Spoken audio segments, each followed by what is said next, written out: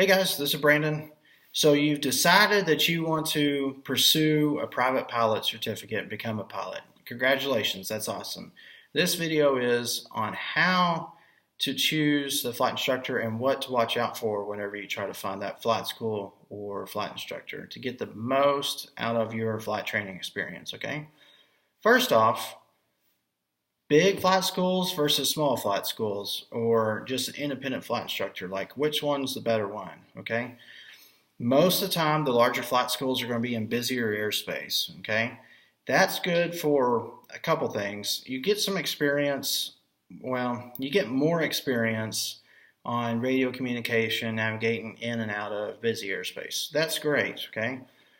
Downsides is 9 times out of 10, when you fly out of a busy airspace, you have to fly away from that busy airspace to work on your maneuvers and your landings at different airports and whatnot. So that sometimes is going to increase the cost of your flight training, okay? Here at Gainesville, we take off, we go straight up to about 3,000 to 4,000 feet, work on maneuvers, and come straight back down.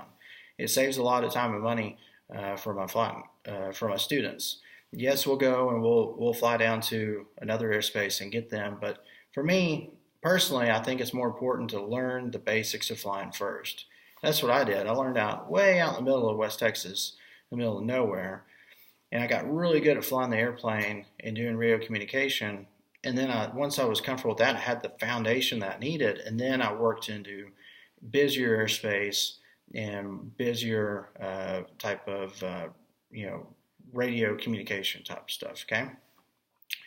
Another downside of flight schools is they're busy. They have lots of flight instructors on staff, and so when you go in, a lot of times you won't have the same instructor. There's a lot of times to where you may fly 5 or 6 or 7 times before you finally run back to a flight instructor you've had previously. So that's tough for the student and the instructor. It's like, hey, I got this student, hey, I've never seen you before. It says here you did these maneuvers. I don't know what you did good or what you did bad on them, but let's just go try and see what kind of goes from there. And there's a syllabus here, and I guess we got to go for the next couple things. I assume that you did everything else correctly, so let's just go with it.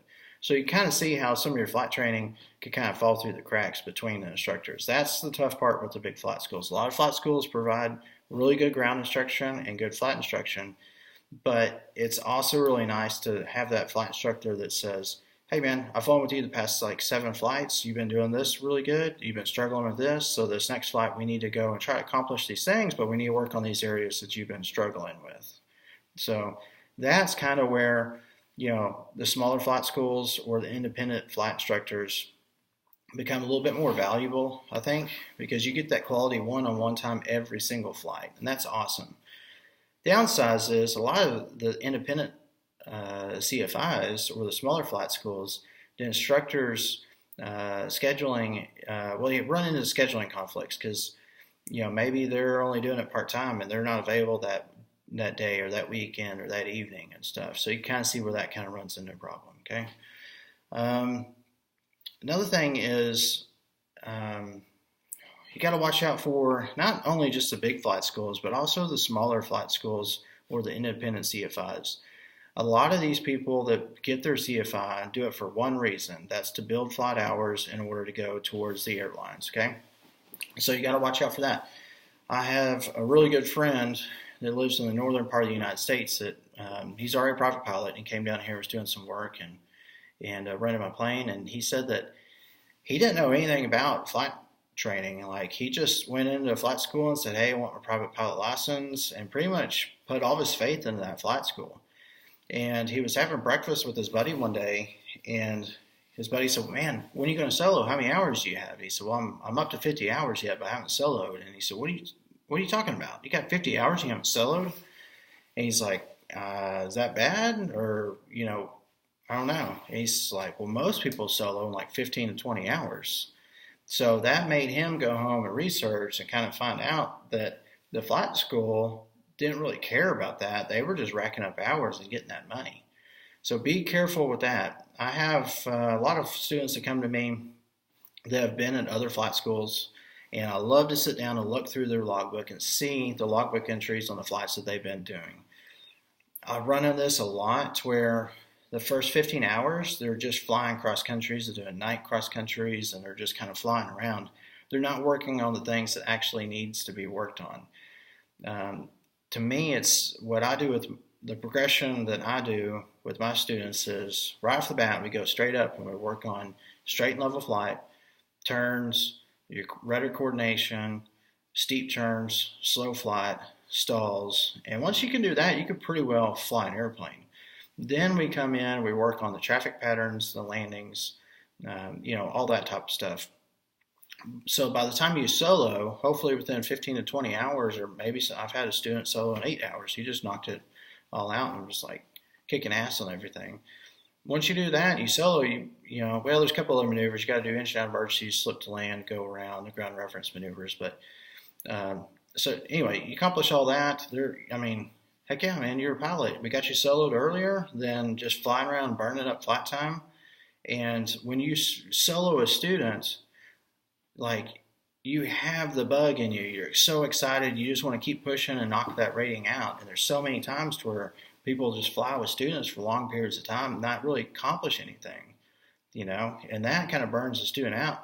And it sure burns a hole in their pocketbook also. So just be careful with that, Another thing is experiences. What kind of experience does that flight instructor or flight school have, How many people, how many people have they completed, flight training for, got people their private pilot license or instrument commercial, things like that.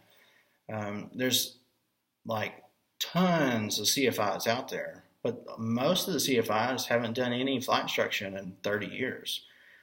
Pretty much, I'd say 80% of all the flight instructors out there got their flight instructor rating to gain hours. They got on with airlines or some other type of professional flying, and then they gave up flight instruction. They still hold that CFI certificate, but they really haven't, trained anybody in a long time.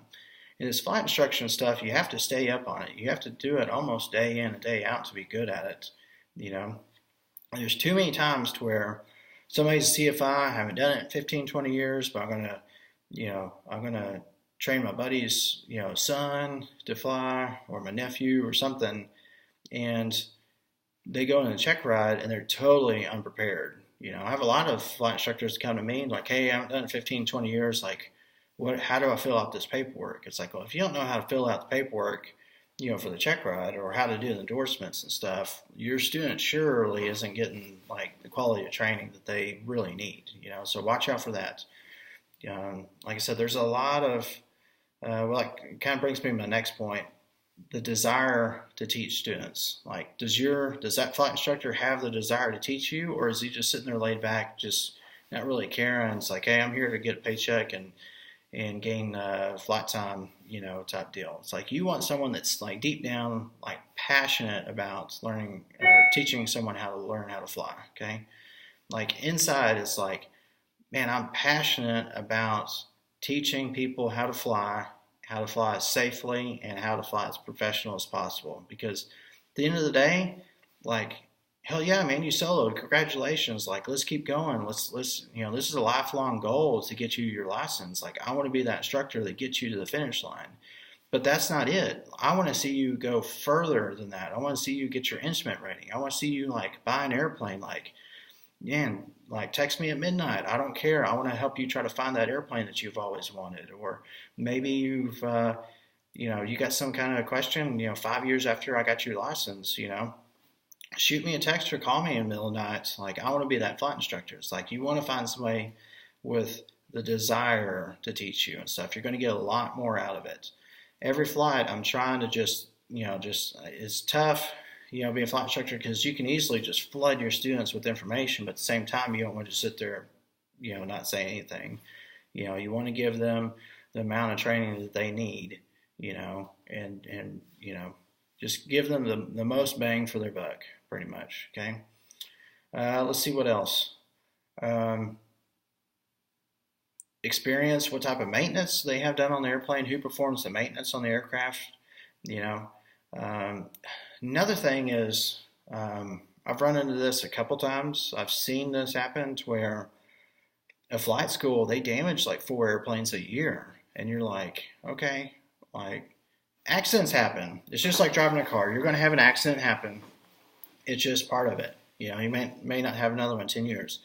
Same way with aviation. It's like accidents happen. It's not that big of a deal. You put enough iron and people up into the sky every day, something's going to break, something's going to happen, someone's going to make a bad landing, that type of deal.